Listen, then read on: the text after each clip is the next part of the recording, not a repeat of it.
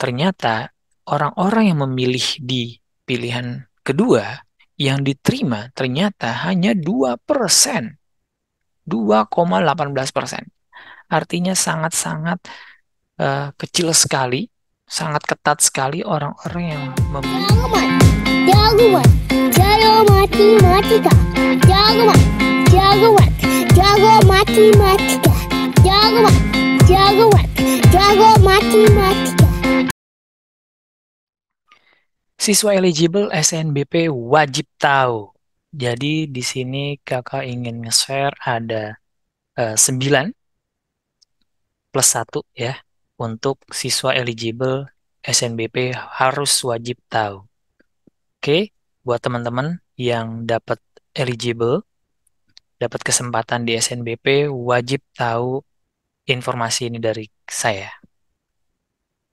Yang pertama, SNBP 2023 itu apa? Kalian harus tahu. SNBP itu adalah seleksi nasional berbasis prestasi berdasarkan Mendikbudristek ya, Mas Menteri waktu eh, transformasi seleksi masuk PTN ternyata ada perubahan, yaitu adanya SNBP dan SNBT. Panitianya berubah yang tadinya LTMPT menjadi SNPMB. Nah, pada saat itu Mendes menjelaskan bahwa SNBP adalah seleksi berbasis prestasi itu akan berfokus pada pemberian penghargaan tertinggi atas kesuksesan pembelajaran yang menyeluruh di pendidikan menengah. Itu kata Mas Menteri. Jadi, eh, SNBP itu adalah penghargaan untuk siswa-siswi yang berprestasi. Intinya seperti itu ya. Oke, buat kalian yang dapat eligible SNBP, berarti kalian adalah dapat penghargaan tersebut.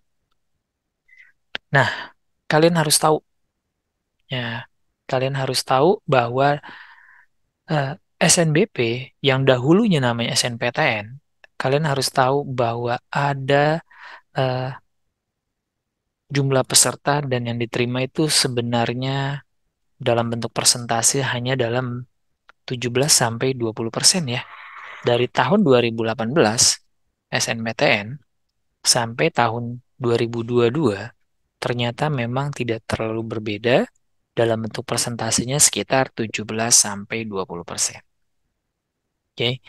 Jadi peluang kalian diterima adalah kurang lebih 20%. Gitu ya. Jadi artinya 1:5. Oke, dan di kalian teman-teman bisa lihat di sini bahwa jumlah peserta sama jumlah yang diterima sebesar apa mulai dari tahun 2018 sampai tahun 2022 tidak terlalu jauh berbeda. Oke, jadi kalau kalian dapat nanti lulus SNPTN berarti kalian adalah 20% orang terbaik tersebut.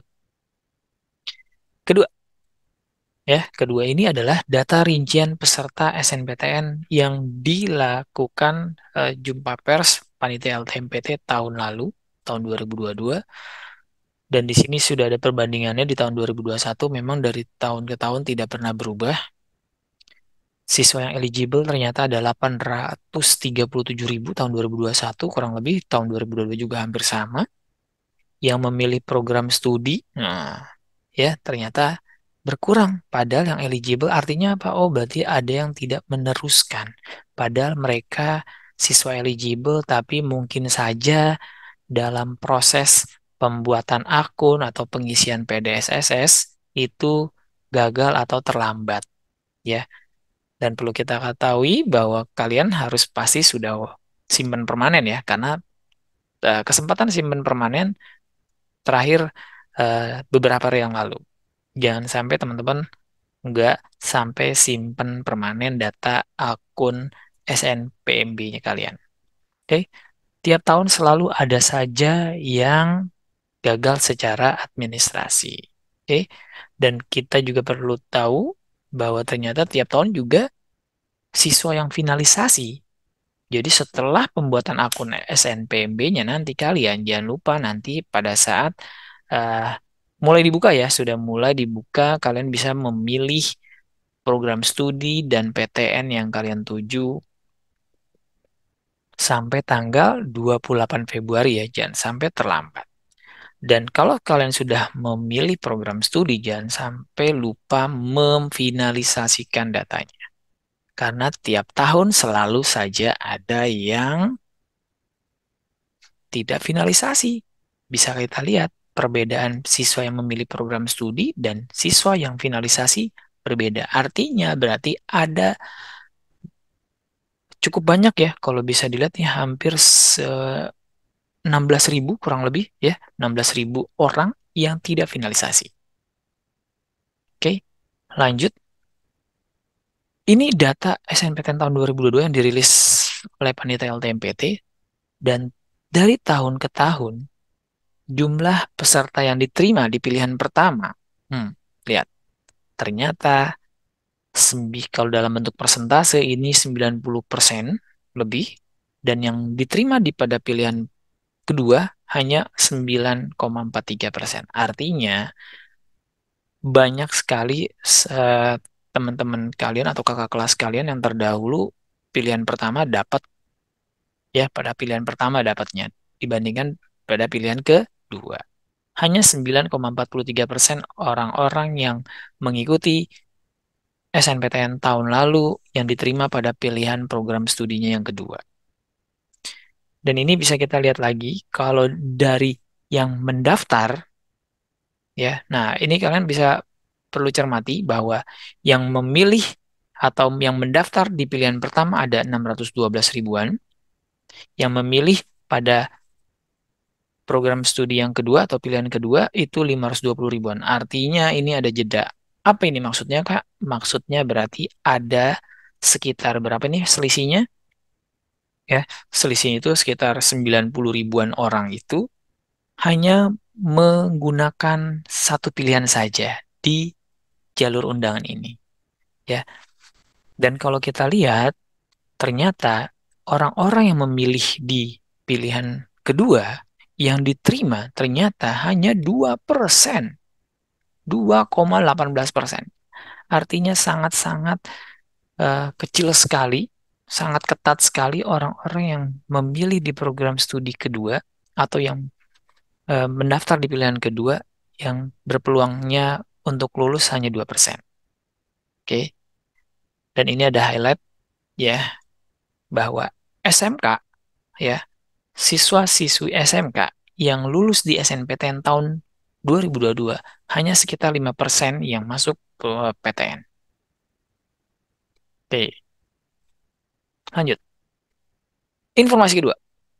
Ini wajib kalian ketahui bahwa jadwal SNBP 2023 jangan sampai terlewat. Kalian sudah sampai eh, pengisian PDS sudah selesai, dan sekarang sudah waktunya pendaftaran SNBP dengan memilih program studi dan PTN yang kalian minati. Jangan sampai tertinggal, jangan sampai terlewat. Batas waktunya sampai 28 Februari. Jangan sampai terlewat.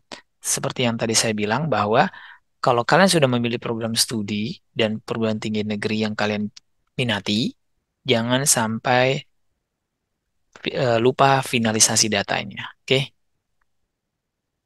Dan tanggal 28 Maret adalah pengumuman SNBP.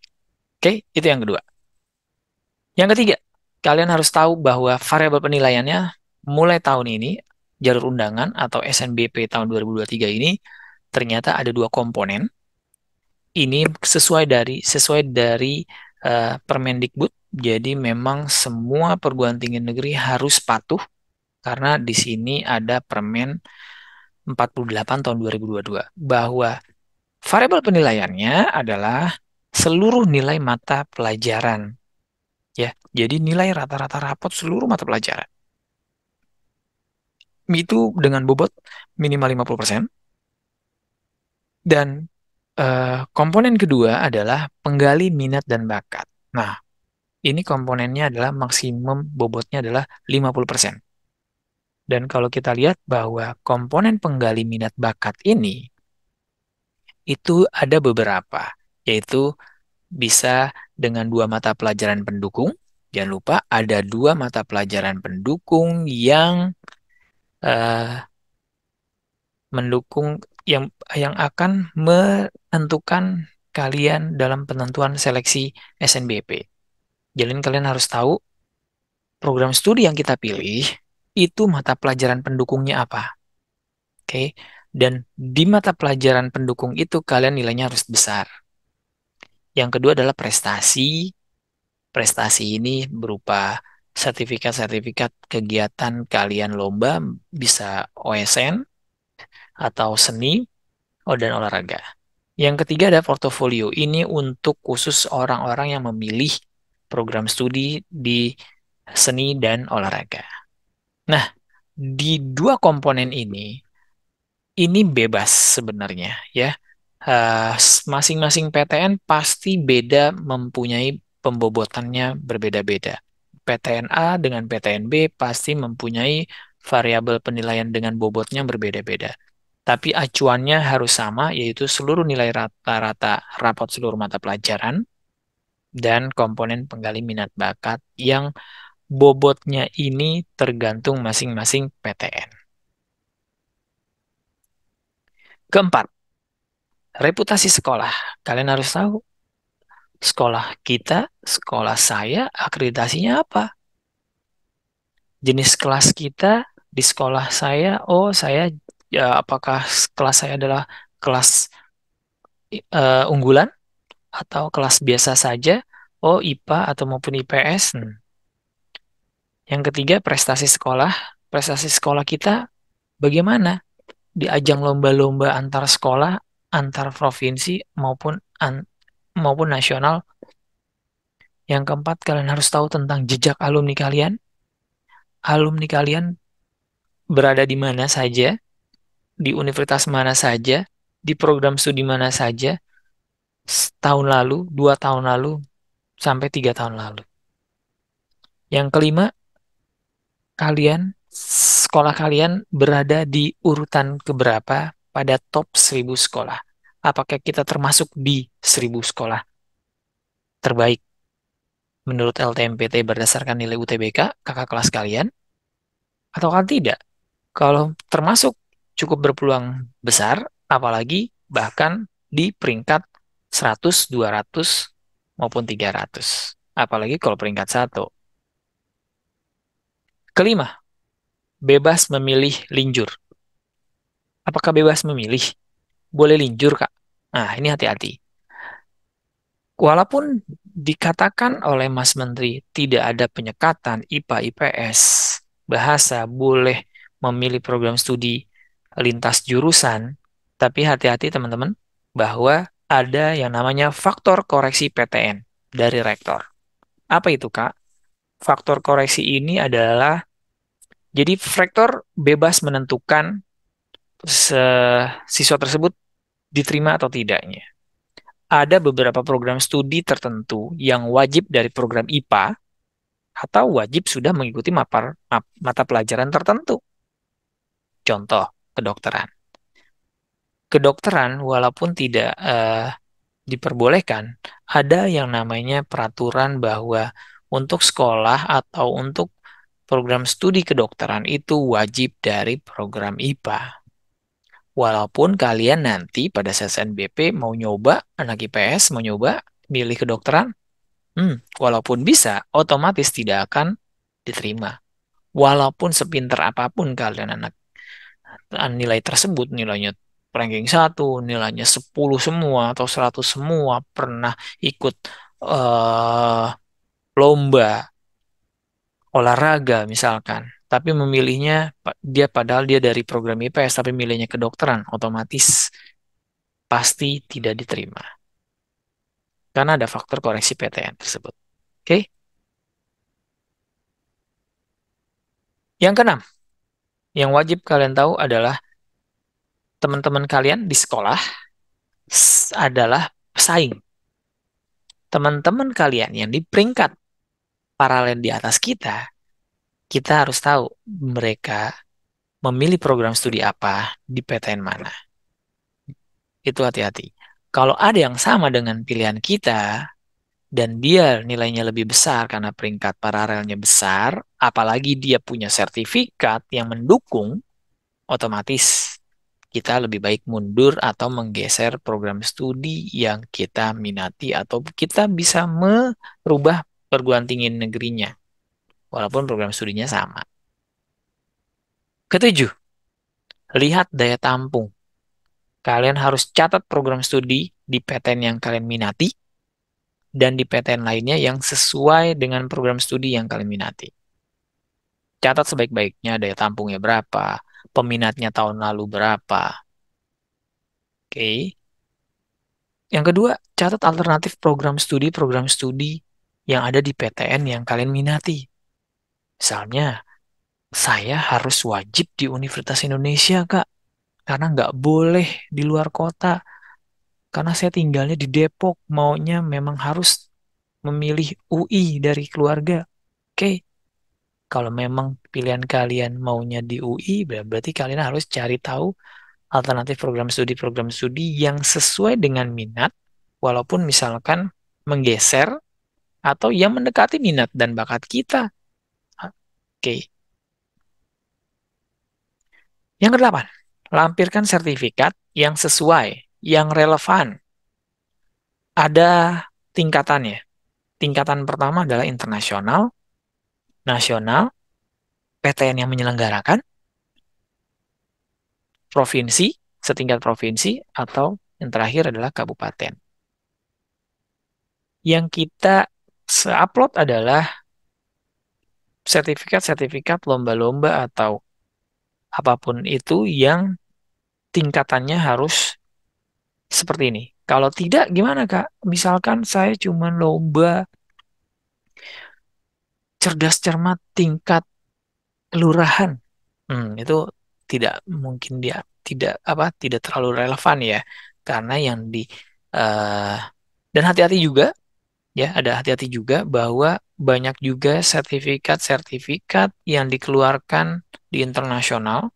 Nih, karena internasional levelnya paling tinggi, banyak lomba-lomba yang diadakan eh, dari luar negeri ya, dan padahal itu lomba-lombanya yang tidak terlalu eh, atau bisa dianggap abal-abal, itu semua PTN pasti punya datanya ya.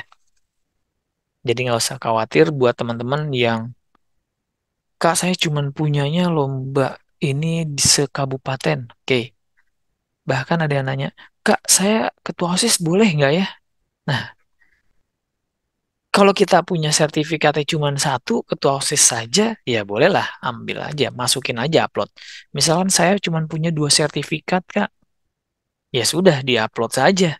Walaupun sebenarnya setingkat kelurahan, Kak, yang satunya ya nggak masalah, upload saja karena kita nanti diberi kesempatan 3 upload sertifikat, ya. Jadi kalau kita emang punya 3 sertifikat ya udah masukin aja semuanya. Oke, kalau kita punya 5, nah dipilih mana yang terbaik, tingkatannya seperti ini. Oke, kesembilan. Nah, ini yang paling penting. Untuk memilih program studi atau untuk memilih pada saat SNBP, kalian harus tentukan yang mana diri kalian. Saya membagi ada 3 cara dalam memilih SNBP. Ya, oke, perlu kita ketahui bahwa SNBP harus memilih 2 program studi di PTN manapun. Jangan lupa kalau saya menganggapnya biar tidak bias, karena ada juga yang membilang, Kak, saya tinggalnya di Tangerang. Berarti universitas yang satu provinsi asal sekolah saya adalah Ageng Tirtayasa, karena di provinsi Banten hanya Ageng Tirtayasa. Saya mau memilih hukum, Kak. Saya memilih 2, hukum di UI sama hukum di Unpad misalkan. Kan itu satu program studi, Kak. Tapi 2 PTN, boleh nggak sih, Kak? Nggak boleh ya. Makanya biar nggak bias, intinya dalam SNBP kalian mempunyai 2 kesempatan atau 2 peluru. yang harus kita tembakkan ke program studi dimanapun PTN itu berada. Oke, dengan syarat satu peluru tersebut harus di daerah asal PTN yang kita sekolahnya. Oke, kalau memilih satu atau menggunakan peluru satu, boleh di mana saja. Nah, ini ada 3 cara dalam memilih. Kalau kalian menggunakan 2 peluru, usahakan peluru pertama adalah program studi yang dicita-citakan atau diminati kalian di PTN daerah asal provinsi sekolah kalian. Peluru kedua, program atau prodi alternatif yang diminati di PTN daerah asal kalian. Oke, jadi dua-duanya PTN dari daerah asal. Yang satu program studi yang kalian cita-citakan atau minati. Yang kedua program studi yang menyerempet-nyerempet sesuai dengan minat bakat kita. Atau alternatif. Oke, itu. Jadi dua-duanya satu PTN di daerah asal kalian. Yang kedua, kalau kalian mau menembakkan 2 peluru juga, berarti satunya PTN di luar asal kalian. Oke, peluru keduanya adalah PTN di daerah asal provinsi sekolah kalian. Dan yang ketiga adalah kalau kalian hanya satu peluru, berarti harus di mana saja atau di luar provinsi PTN asal kalian. Oke, jadi kalian harus menentukan kalau mau 2 peluru yang kita tembakkan, wajib satu di PTN daerah asal, satu di luar, atau dua-duanya di PTN asal. Kalau PTN asal kita tidak minati, berarti harus di luar, berarti hanya satu peluru yang kita gunakan. Oke, jangan sampai salah. Dan yang terakhir adalah berdoa. Berharaplah pada SNBP boleh. SNBP anggaplah adalah sebuah hadiah dari Tuhan untuk kita atas kerja keras kita dari kelas 10. Semester 1 sampai saat ini. Namun tetap fokus UTBK SNBT dan ujian mandiri sambil menunggu pengumuman SNBP. Oke? Oke, sampai ketemu di video selanjutnya ya. Salam Jagomat. Jagomat, Jagomat, Jago matematika. Jagomat, Jagomat, Jago matematika.